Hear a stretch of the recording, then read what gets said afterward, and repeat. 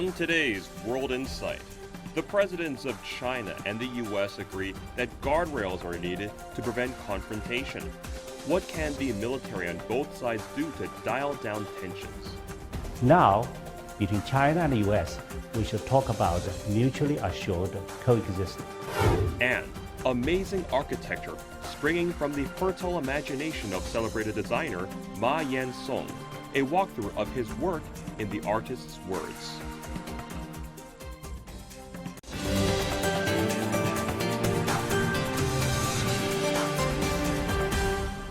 Here is our host, Tian Wei.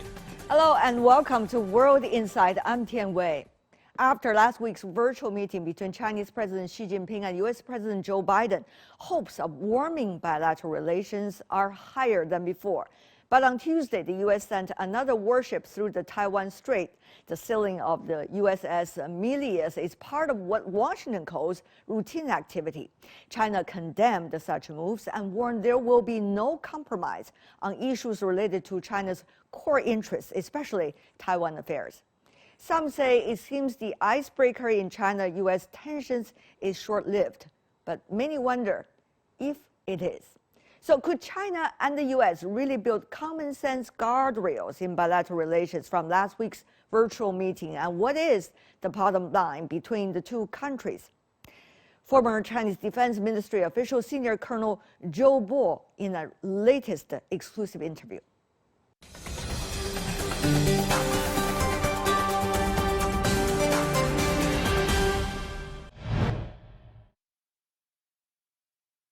Senior Colonel Zhou, I would love to have your takeaway of the latest development regarding the two presidents' virtual meeting. Common sense guardrails, that's a phrase being used.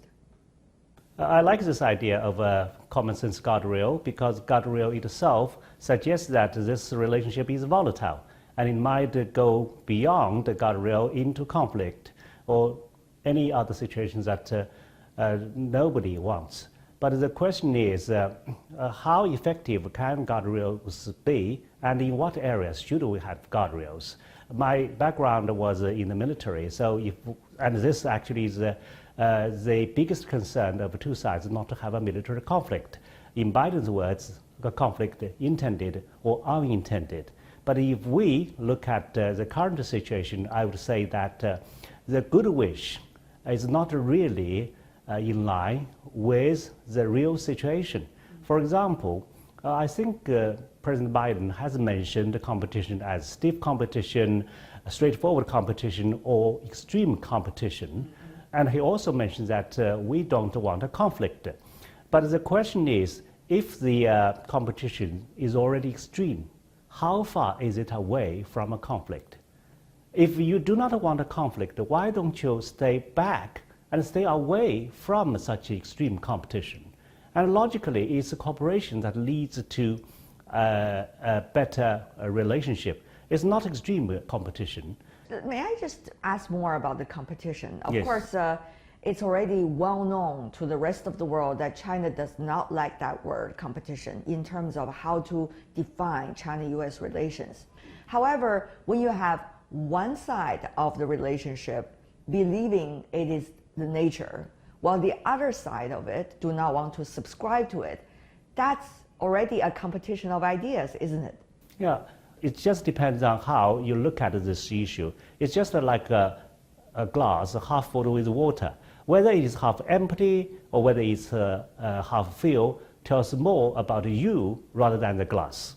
Admittedly, there is an element of both in this relationship, but I hope cooperation might prevail over competition, and in the worst case, competition do not slide into confrontation. It seems that there is more competition between the two militaries. Militarily, yeah, this relationship is intrinsically competitive. I think this applies to all the military relationship. When we come to China-U.S. military relationship, I would say there is something in common, that is neither side wants a conflict. Yeah, but the reality is all American ships sail in China's water and all American aircraft would fly in China's exclusive economic zone, and it's not the other way around.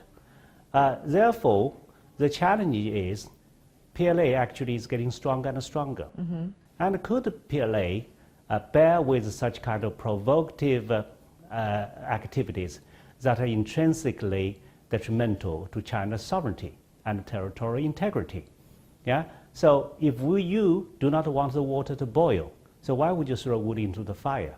People argue about whether that is international water, and also argue about whether that is really China's economic flight zone. So tell me more about, once again, it seems to be a competition of ideas, competition of definition.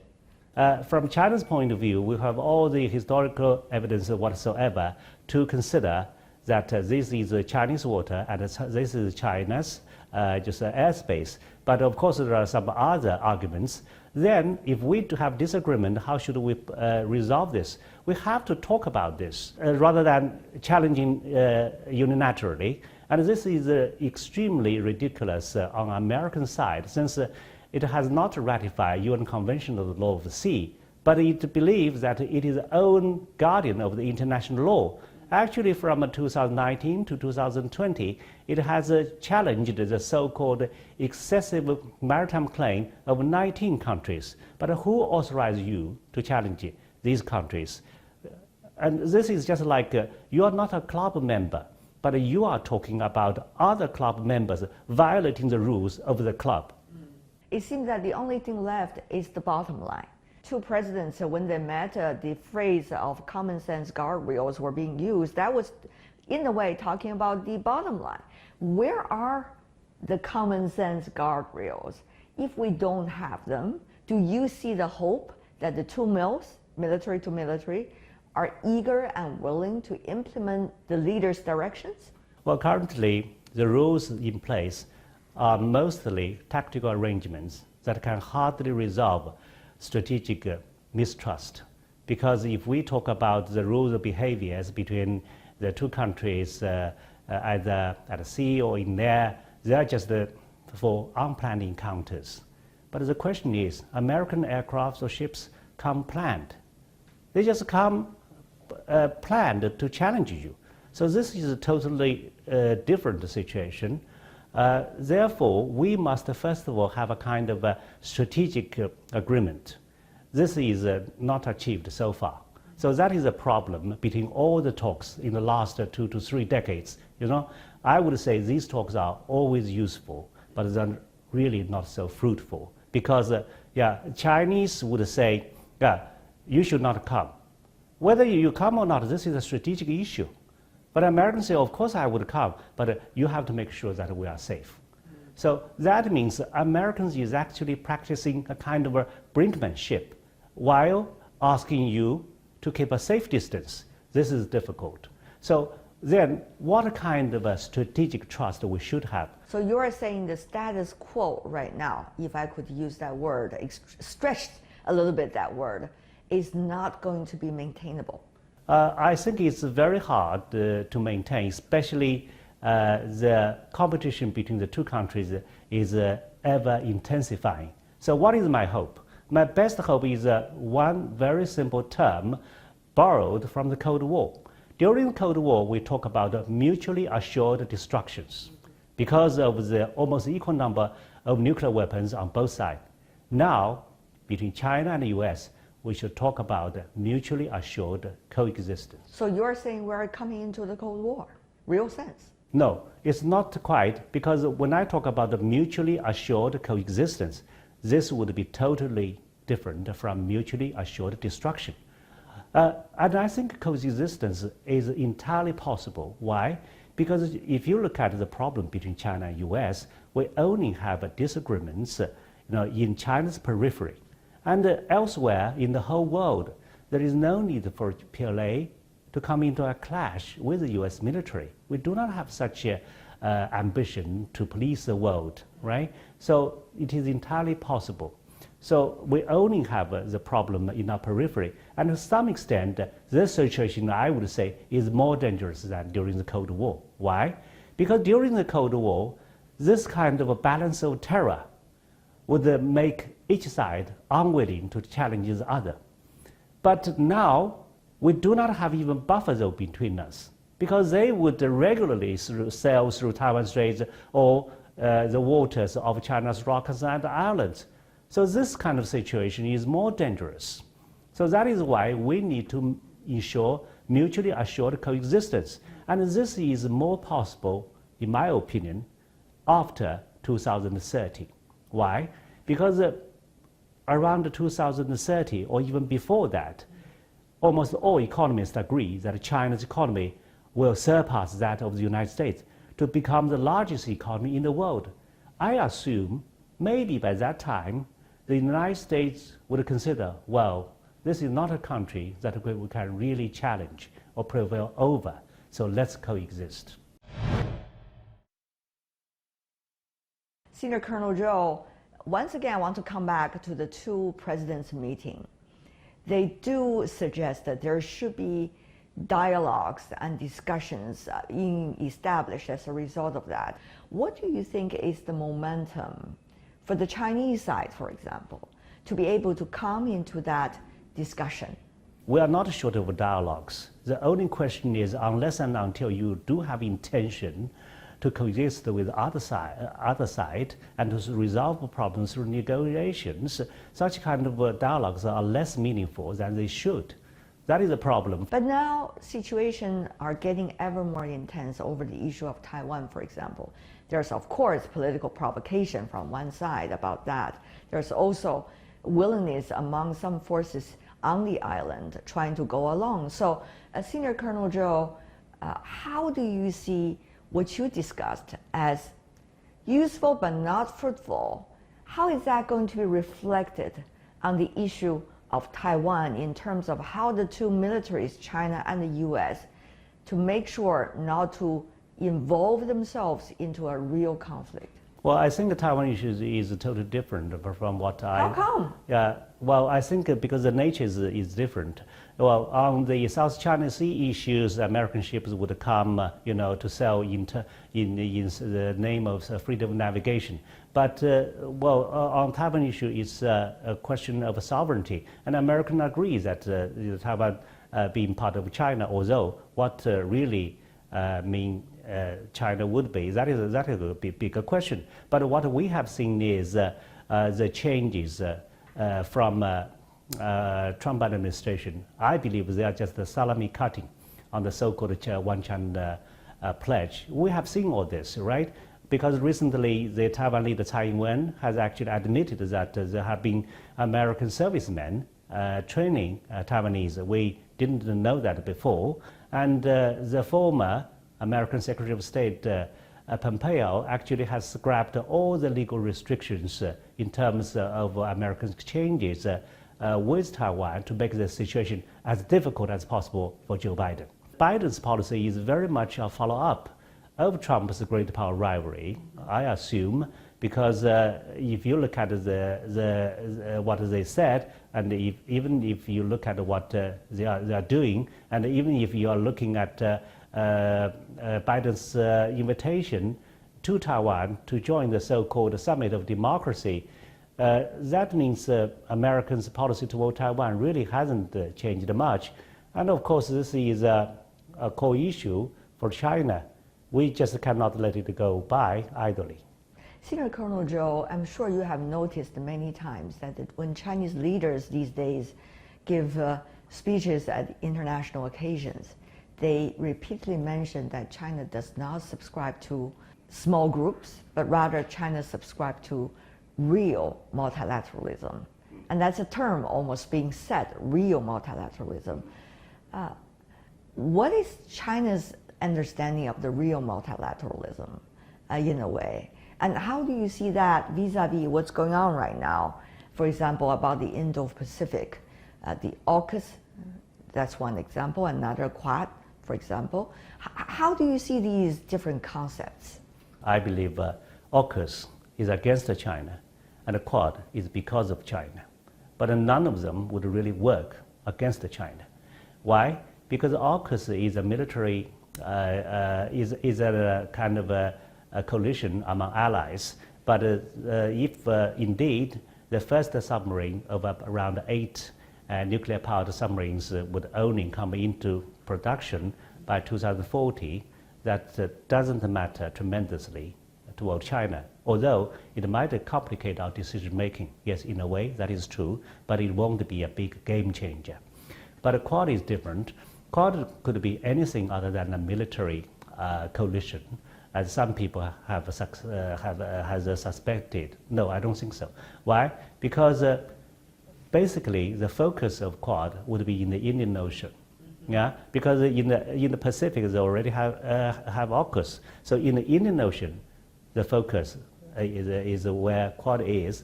But in the Indian Ocean, the PLA has no confrontation whatsoever with any other countries.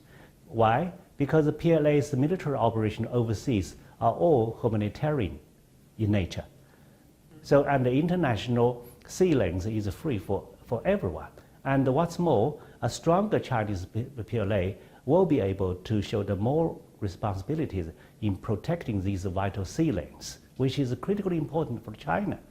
So Quad could develop in many different directions. We don't know about its future, and it's developing fast, frankly speaking, but it cannot be a useful military coalition against China. How do you see the role of the militaries these days in this dramatic change? More or less all the militaries in the world have the same role if it comes to territorial defense. That is the same. But for China, or for any major powers, there are two more things. One is your overseas interest. Another is your international responsibilities. As a major power, you should not only take care of yourself, you should also take care of the well-being of other countries. And that's exactly what we have been trying to do. And for example, in counterparts in the Gulf of Aden, out of the 7,000 ships also that we have protected, half of them are foreign ships. And remember, this is not the mission designed initially. Initially, we only mean to protect Chinese ships and Chinese seafarers and to escort the ships of World Food Program. So this mission of protecting foreign ships is totally unexpected, because when you are protecting Chinese ships, other foreign ships would just follow these Chinese ships, and you just cannot drive them away to say that we only protect Chinese ships, because this is humanitarian obligations for China. So we just did it, and we're still doing it. You're watching World Insight. Coming up, amazing architecture, springing from the fertile imagination of celebrated architect Ma Yansong, a walkthrough of his work in the artist's words.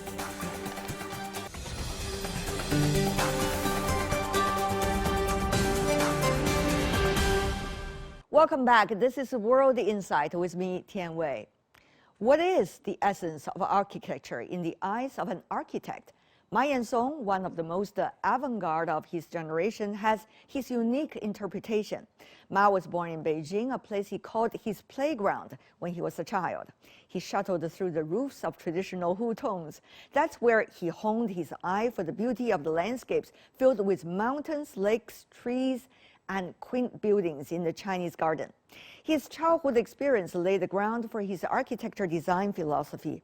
Also, in recent years, many of Ma's designs echo his idea of Shanshui City, a vision to create a new balance among people, the city, and the environment through architecture. Here's a look at Ma Yansong's amazing works.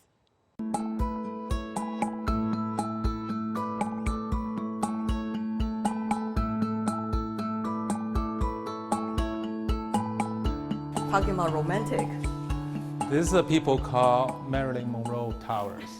We built this many years ago in Toronto, Canada. Yes. Was that the original idea, Marilyn Monroe?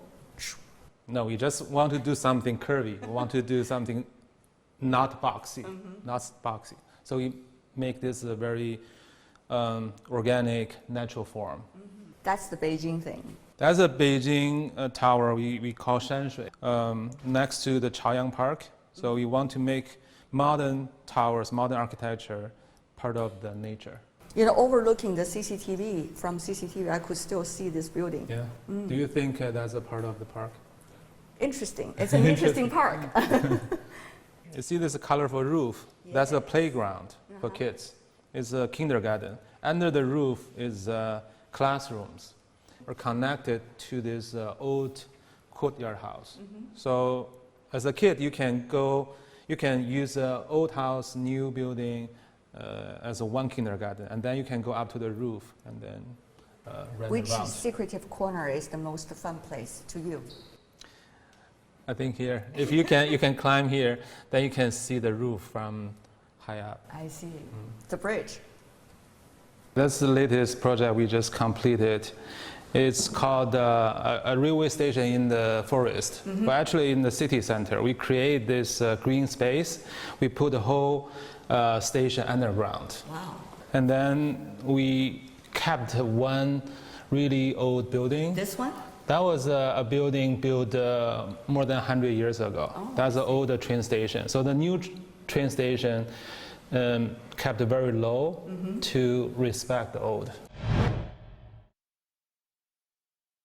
How would you describe your style, though? I like nature. I think architecture is a second nature.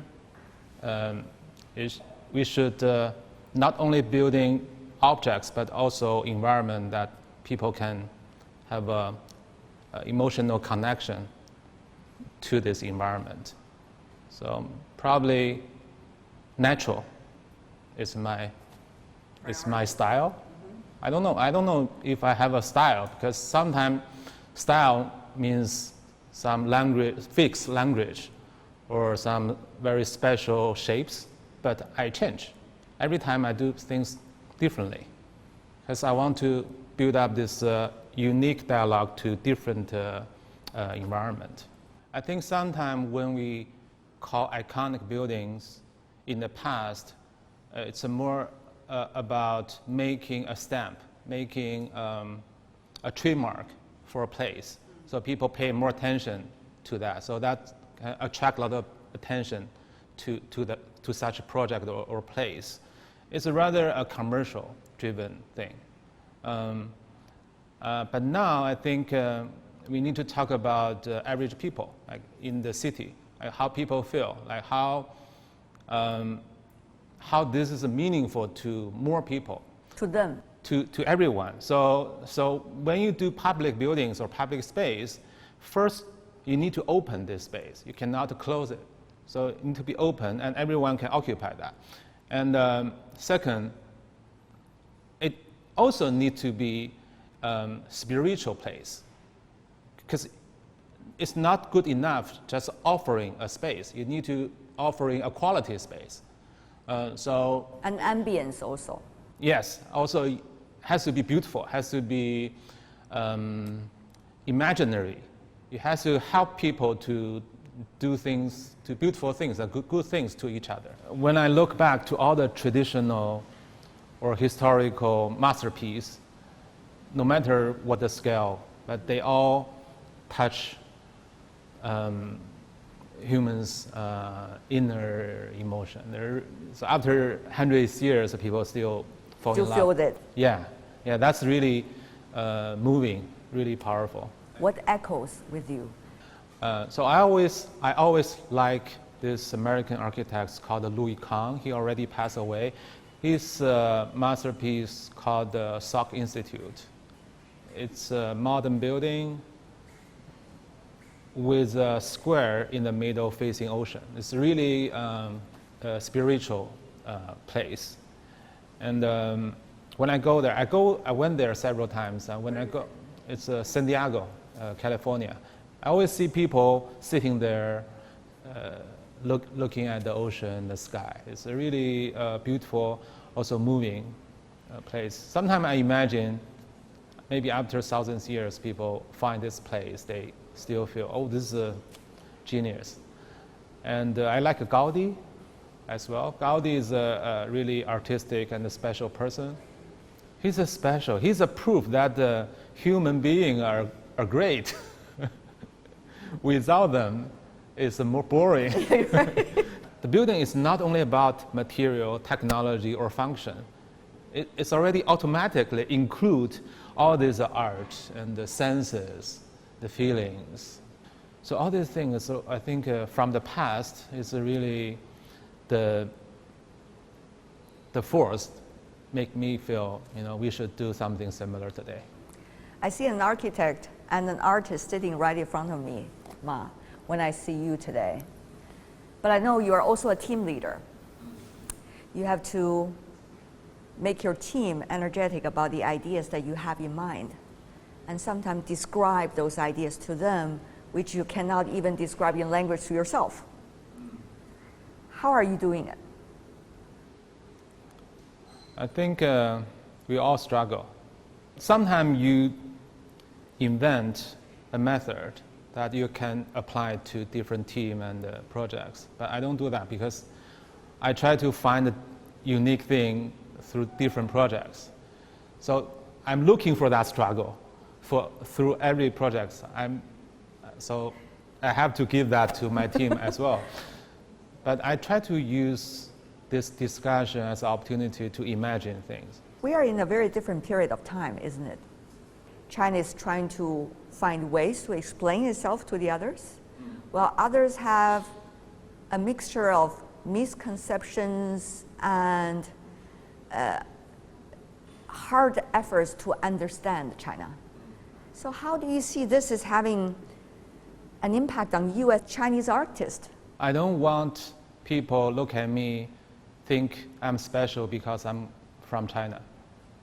Because I want them to like my architecture because they're special, because they cannot do it. Right now we have buildings in America, in Europe, in different places. They have a lot of teachers, like when I was a student. I remember when I graduated from Yale, my dean told me, now is a day you should forget everyone you have heard from our teachers. I think that's important. That's cool, and that's important for everyone to eventually find yourself. So I think we learned a lot from the West, and to discover our tradition and find out what the future could be, what the inspiration we can learn from that is our job. Architect Ma Yansong. That's all the time we have for today. If you'd like to see more, search World Insight or check out our YouTube channel. Follow us on Twitter and Facebook. I'm Tian Wei on behalf of the team. Thanks for watching.